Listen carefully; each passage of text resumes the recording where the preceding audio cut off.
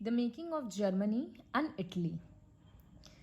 Germany, can the army be the architect of a nation? ये question है. मतलब क्या कहीं का आर्मी एक नेशन बना सकता है? ऐसा क्वेश्चन क्यों पूछा गया, ये हम लोगों को आगे पढ़कर पता चलेगा. तो after 1848 nationalism in Europe moved away from its association with democracy and revolution. Conservatives क्या करते थे? नेशनलिस्ट फीलिंग को यूज़ करके वो लोग स्टेट पावर को प्रमोट करते थे.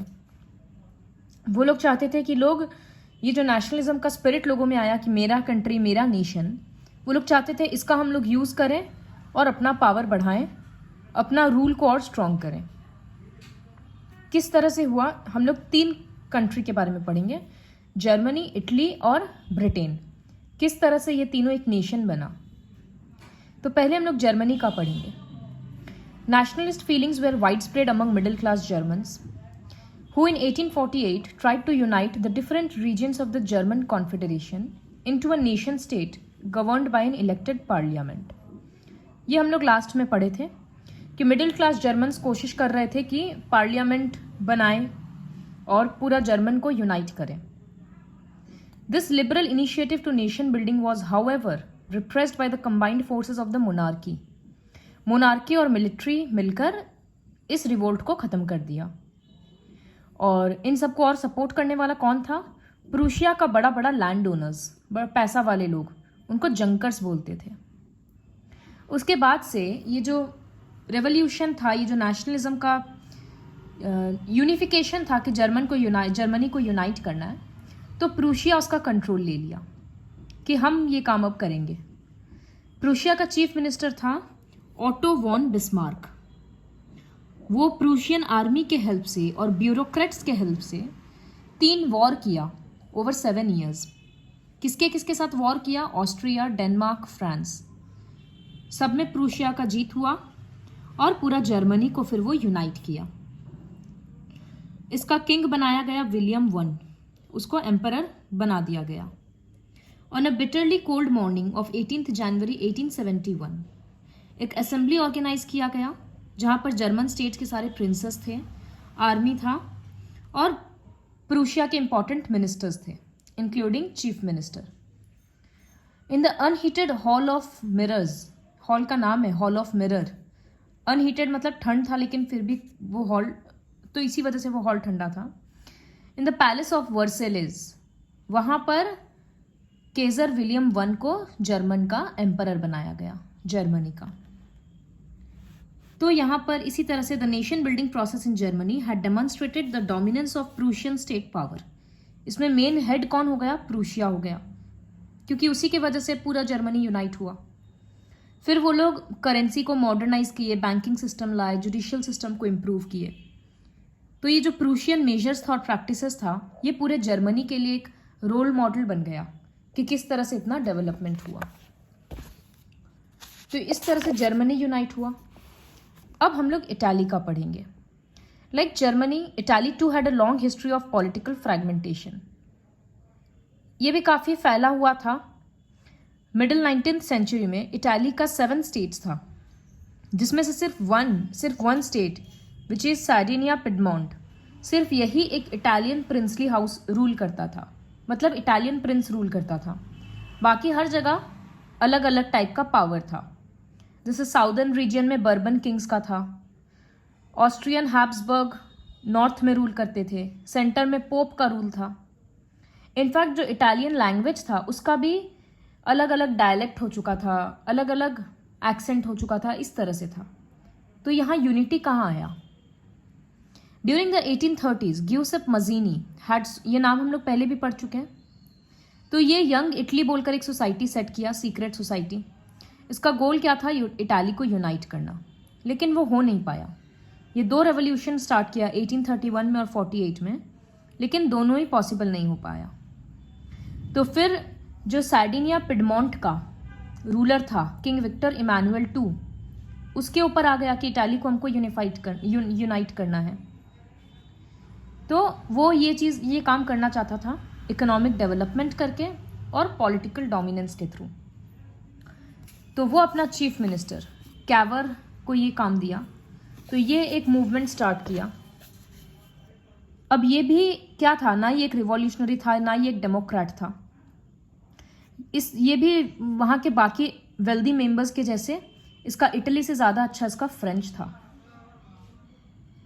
फिर भी ये डिप्लोमेटिक अलायंसेस के थ्रू पार्टीज को अपने में शामिल कर करके ऑस्ट्रियन फोर्सेस को हराया और पूरे इटली को यूनाइट किया। Apart from regular troops, a large number of armed volunteers under the leadership of Giuseppe Garibaldi joined the fray. फिर वो लोग साउथ इटली में मार्च किया, kingdom of the two Sicilies को भी जीता, वहाँ के लोकल पेजेंट्स स्पेनिश रूलर्स को भगाए। तो इस तरह से 1861 में विक्टर इमानुएल II, जो कि सिर्फ पहले इटली का एक स्टेट का किंग था, अब वो पूरे इटली का बन गया। लेकिन काफ़ी सारे इटालियन पॉपुलेशन में इलिटरेसी इतना ज़्यादा था कि उन लोगों को ये भी नहीं पता था इटालिया क्या होता है। इटाली हम लोग इटाली जो भी इंग्लिश लैंग्वेज में बोलते हैं, इसी को इटालियन लैंग्वेज में इटालिया बोलते हैं। तो वहाँ के लोगों को ये भी नहीं पता था इटालिया क्या है। उन लोगों को लगता था ला इटालिया है जो विक्टर इमानुएल की वाइफ है। तो बस वो लोग गरिबल्डी को सपोर्ट करता था बोलकर वो लोग बर्बन किंग्स को हरा दिया। तो इसी तरह से इटाली एक स्टेट बन गया। ब्रिटेन का केस थोड़ा सा स्ट्रेंज है। In Britain, the model of nation or the nation state, some scholars have argued is Great Britain. बहुत लोग बोलते हैं कि ये नेशन स्टेट का जो कंसेप्ट है ये आइडियली ब्रिटेन के लिए एप्लीकेबल है, ब्रिटेन के केस में। तो ब्रिटेन में पढ़ते हैं किस तरह से नेशन स्टेट का फॉर्मेशन हुआ। यहाँ पर अचानक से कोई रिवोल्ट वगैरह नहीं हुआ। It was the result of a long drown out process. पहले कोई ब्रिटिश नेशन नहीं था। वहाँ पर ब्रिटिश आयल में, वहाँ पर उस एरिया में 4 तरह के लोग रहते थे, इंग्लिश, वेल्श, स्कॉट और आयरिश। सबका अपना अपना कल्चर था, अपना अपना ट्रेडिशन था। But as the English nation grew steadily in wealth, importance and power, English का वेल्थ, इंपॉर्टेंस और पावर जब सब कुछ बढ़ने लग गया तो वो लोग अपना डोमिनेंस बाकी तीनों पर दिखाना चाह रहा था। इंग्लिश पार्लियामेंट वहाँ के मोनार्की को हटा दिया और खुद अपना नेशन चलाने लग गया, जिसका नाम बन गया इंग्लैंड। फिर वो क्या किया, स्कॉटलैंड को ज़बरदस्ती अपने अंडर में ले लिया। तो the act of union between England and Scotland resulted in the formation of union kingdom of great Britain. Great Britain form हो गया। इंग्लिश पार्लियामेंट में जो मेंबर्स थे वो मेनली इंग्लिश मेंबर्स थे। तो इससे क्या हो गया, ब्रिटिश आइडेंटिटी बढ़ते गया और स्कॉटलैंड वालों का कल्चर कमते गया। वो लोग अपना रिलीजन को ठीक से फॉलो नहीं कर पाते, अपना कल्चर, अपना ट्रेडिशन नहीं फॉलो कर पाते। जो कैथोलिक क्लैन है, क्रिश्चियंस में भी होता है कैथोलिक और प्रोटेस्टेंट्स। तो जो कैथोलिक थे, जो स्कॉटिश हाईलैंड्स में रहते थे, उन लोगों को बहुत जुल्म सहना पड़ा। वो लोग अपना इंडिपेंडेंस नहीं दिखा पाए। स्कॉटिश हाईलैंडर्स अपना गैलिक लैंग्वेज नहीं बोल सकते थे, अपना नेशनल ड्रेस नहीं पहन सकते थे। वो लोग को ज़बरदस्ती उनके घर से निकलवा दिया गया। आयरलैंड का भी ऐसा ही हालत हुआ। ये कंट्री कैथोलिक्स और प्रोटेस्टेंट्स के बीच में डिवाइडेड था। तो इंग्लिश पीपल क्या किए, प्रोटेस्टेंट्स को हेल्प कर दिए, और जबकि आयरलैंड में ज़्यादा कैथोलिक था। कैथोलिक ब्रिटिशर्स के अगेंस्ट रिवोल्ट किए, लेकिन कोई फ़ायदा नहीं हुआ। After a failed revolt led by Wolfe Tone and his United Irishmen, Ireland was forcibly incorporated into United Kingdom. उसको भी यूके में शामिल कर लिया गया और ब्रिटिश नेशन बोलकर एक नाम दे दिया गया। फिर ब्रिटिश का फ्लैग यूनियन जैक है, जिसमें ब्रिटिश का national anthem God save our noble king और इंग्लिश लैंग्वेज, ये सब प्रमोट किया जाने लगा। और इस तरह से ब्रिटिश नेशन फॉर्म हुआ। तो इसमें हम लोग 3 कंट्री का फॉर्मेशन के बारे में पढ़े। Next topic is quite easy, visualising the nation. तो पहले के आर्टिस्ट 18th और 19th सेंचुरी में क्या करते थे, कंट्री को एक फिगर के जैसे दिखाते थे। अपने आर्ट में एक कंट्री को कैसे दिखाएंगे, ड्राइंग्स में, पोर्ट्रेट में। तो वो लोग जनरली नेशन को एक फीमेल फॉर्म के थ्रू दिखाते थे। इस तरह से किसी आइडिया को एक इंसान का रूप देना या किसी चीज का रूप देना, उसको एलिगोरी बोलते हैं। ये हम लोग फ्रेंच रेवोल्यूशन के केस में देखे थे ना, जैसे ब्रोकन चेन जस्टिस का था, फ्रीडम का था वो, सॉरी, फिर रेड कैप था, लिबर्टी के लिए था, वेइंग स्केल्स था जस्टिस के लिए। तो इस तरह से ये सब भी था किसी किसी आइडिया का सिंबल। ठीक उसी तरह से कंट्रीज को भी फीमेल फिगर के थ्रू रिप्रेजेंट किया जाने लगा। इन फ्रांस को एक फीमेल फिगर जिसका नाम दिया गया मैरियन, क्योंकि क्रिश्चियंस में वो काफी पॉपुलर नेम है गर्ल का। तो ये बताना चाह रहे थे वो लोग कि फ्रांस लोगों का ही नेशन है, किसी एक इंसान का नहीं है। इसी वजह से वो लोग इतना कॉमन नाम दिया मैरियन। उसका फिगर वगैरह में क्या था, लिबर्टी एंड रिपब्लिक का जो साइंस था, फ्रांस का कलर होता है ट्राई कलर, ये सब चीज़ उसमें था। और जगह जगह मैरियन का स्टैचू इरेक्ट किया गया लोगों को याद दिलाने के लिए कि ये हम लोगों का नेशन है। कॉइन्स में, स्टैम्प्स में, जिस तरह से नेशनल एम्ब्लेम है हम लोगों का, उसी तरह से हर जगह वो यूज किया जाने लगा। Similarly Germania became the allegory of the German nation. German nation के लिए जो फीमेल फिगर थी वो जर्मेनिया। देखो जर्मन फ्लैग है, ये ओक लीव्स का क्राउन है, क्योंकि जर्मनी में ओक को हीरोइज्म का साइन माना जाता है। देखो यहाँ ब्रोकन चेन है, स्वर्ड है, तो ये सब सिंबल्स पीछे है। तो ये जर्मनी का सिंबल हुआ। See it is written in this table. Broken chain मतलब freedom, breast plate with eagle वो जर्मन स्ट्रेंथ का पावर। ये देखो ब्रेस्ट प्लेट है, ईगल का सिंबल है।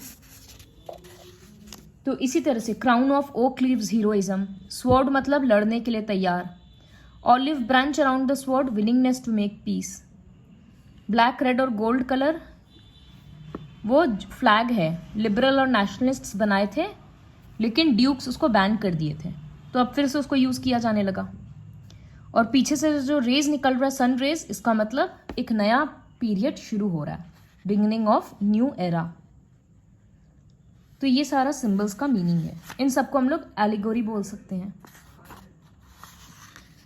Next is nationalism and imperialism. तो शुरू में फिर क्या हुआ, जब ये सब बन गया अलग अलग नेशन, तो डेवलपमेंट होने लगा। लेकिन बाद में आते आते लोगों का लोग एक दूसरे के प्रति इंटॉलरेंट हो गए, हमेशा एक दूसरे से लड़ने झगड़ने के लिए तैयार रहते थे। जो बड़े बड़े यूरोपियन पावर्स थे वे दूसरों को कंट्रोल करना चाहते थे अपने प्रॉफिट के लिए।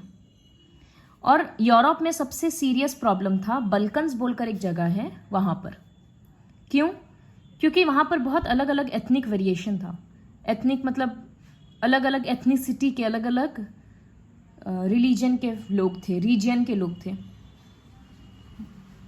अभी का जो Romania, Bulgaria, Albania, Greece, Macedonia, Croatia, इस तरह से जो जगह है वो पूरा पहले मिलाकर बल्कन्स था। और बल्कन्स ओटोमन एम्पायर के अंडर में आता था। लेकिन धीरे धीरे क्या हुआ, ओटोमन एम्पायर वीक होता गया और लोगों में नेशनलिज्म और रोमांटिसिज्म का आइडिया स्प्रेड होता गया। इसके वजह से सब अपना इंडिपेंडेंस डिक्लेयर करना चाहता था। तो सब बल्कन ग्रुप चाहते थे कि हम अपना एथनिक ग्रुप को इंडिपेंडेंट बनाएं और लड़ झगड़ कर ज़्यादा से ज़्यादा ज़मीन अपने अंडर में लें। इसी की वजह से प्रॉब्लम बढ़ता गया। As the different Slavic nationalists struggled to, okay यहाँ पर लिखा था वहाँ के लोगों को स्लेव्स बोलते थे। तो जैसे स्लेविक, स्लेव नहीं, SLAV बस।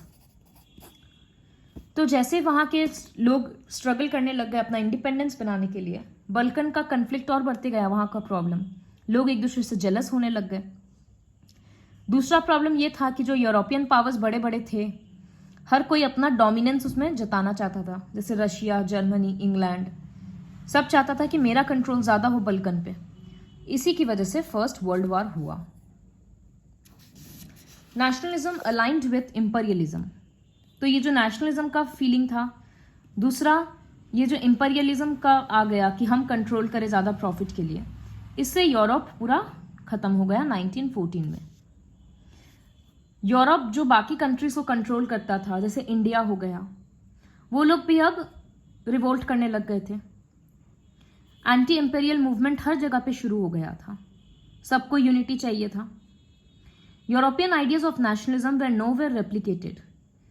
यूरोप में जो नेशनलिज्म का कंसेप्ट था वो हर जगह पे अलग अलग था।